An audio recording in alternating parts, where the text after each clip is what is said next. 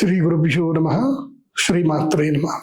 ఈ రాశి ఫలాలు ఎప్పటి వరకు అంటే అక్టోబర్ వరకు, అంటే ఈ 2 months కి అయితే ఈ యొక్క రాశి ఫలాలు వ్యాలిడ్ ఉంటాయి. కాబట్టి చెప్పేది జాగ్రత్తగా వినండి. ఎందుకోసం అంటే గురుగ్రహం మళ్ళీ అక్టోబర్లో మారుతాడు, నవంబర్లో మారుతాడు. గురుగ్రహం మారేంత వరకు ఈ రాశి ఫలాలు వర్తిస్తాయి. ఎవరెవరికో చెప్తాను వినండి. శ్రీ గురుభ్యో నమః. శ్రీమాత్రే నమః. ధనస్సు రాశి దాదాపుగా కష్టాలన్నీ తీరిపోయి, సమస్యలన్నీ తీరిపోయి యోగించే సమయం ఇప్పుడు ధనుసు రాశి వారికి. వివాహ యోగం సిద్ధిస్తుంది. మనస్సులో ఉన్న కోరికలన్నీ కూడా నెరవేరుతాయి. మనోభిష్ట ప్రాప్తి యోగము అంటారు. ఆ యోగం ఇప్పుడు ధనుసు రాశి వారికి ఉంది. పాత సమస్యలన్నీ దూరం అయిపోతాయి. కాస్త మీరు ఓర్పు నేర్పుగా ఉండి కోపం తగ్గించుకుంటే చాలు. చంచల స్వభావం లేకుండా, తొందరపాటు నిర్ణయాలు లేకుండా ఉండాలి. ఎందుకోసమంటే ధనుసు రాశిలో పుట్టినటువంటి వాళ్ళు కొంచెం సహజ లక్షణం. తొందరగా నిర్ణయాలు తీసుకోవడం అనేది సహజ లక్షణం. తొందరగా జడ్జిమెంట్కి రావడం అనేది సహజ లక్షణం. కాబట్టి ఈ కాలంలో అవి చేయకుండా స్టార్టప్ వైపు కాన్సన్ట్రేషన్ చేయండి. మీకు సప్తమ గురుడు వచ్చాడు కాబట్టి అదృష్ట యోగం అద్భుతంగా ఉంది. కాకపోతే ఏంటంటే ఇల్లు మారవలసిన పరిస్థితి ఏర్పడుతుంది. మీరు ఎవరైనా రెంటింట్లో గనక ఉంటే గనక ఇది టైం, ఇది మారే టైం. ఇప్పుడు ఇల్లు మారాలి. ఎందుకోసమంటే మనం ఒక ప్రదేశంలో ఉండి మనకు అది ప్రోగ్రెస్ రావట్లేదు అంటే మనకు ఒక టైం వస్తుంది, ఆ ప్లేస్ చేంజ్ చేయాల్సిన టైం వస్తుంది.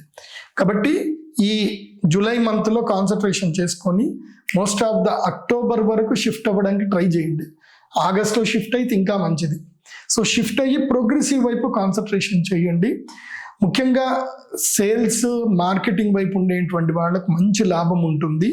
అదేవిధంగా కొత్తగా వ్యాపారం చేయాలనుకున్న వాళ్ళకు కూడా బాగుంటుంది. అందులోపల బంగారం వ్యాపారము, లేదంటే ఆర్కిటెక్చర్ కానీ, ఇంటీరియర్ బిజినెస్లు కానీ, క్లాత్ బిజినెస్ కానీ, అదేవిధంగా సేల్స్ బిజినెస్ కానివ్వండి, లేదంటే ఎక్కడి నుంచి ఇంపోర్ట్ చేసుకొని మీరు సేల్స్ చేయడము, మీడియేషన్ చేయడం, ఇలాంటివన్నిటి కూడా బాగుంటుంది. కాబట్టి ధనుస్సు రాశి వారికి ఇది యోగించే కాలం.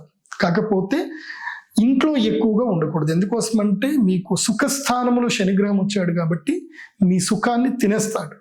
కాబట్టి ఇంట్లో ఉండకూడదు. సుఖపడ్డానికి అస్సలు కాన్సన్ట్రేషన్ చేయకూడదు. No entertainment, only hard work. అలా మీరు కాన్సన్ట్రేషన్ చేసుకోగలిగితే ధనుసు రాశి వారికి ఇది అంది వచ్చే కాలం.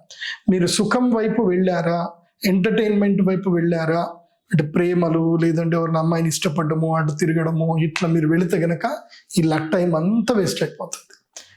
చేసుకుంటే పెళ్లి చేసుకోండి, కానీ మాత్రం లవ్, ఎఫెక్షన్, అటు తిరగడం ఇటు తిరగడము అనేటువంటి టైం పాస్ పనులు ఏవి చేయకండి. ఎందుకోసమంటే ధనుసు రాశి వారికి ఇది మంచి లక్ టైము. దీన్ని మిస్ చేసుకోవద్దు.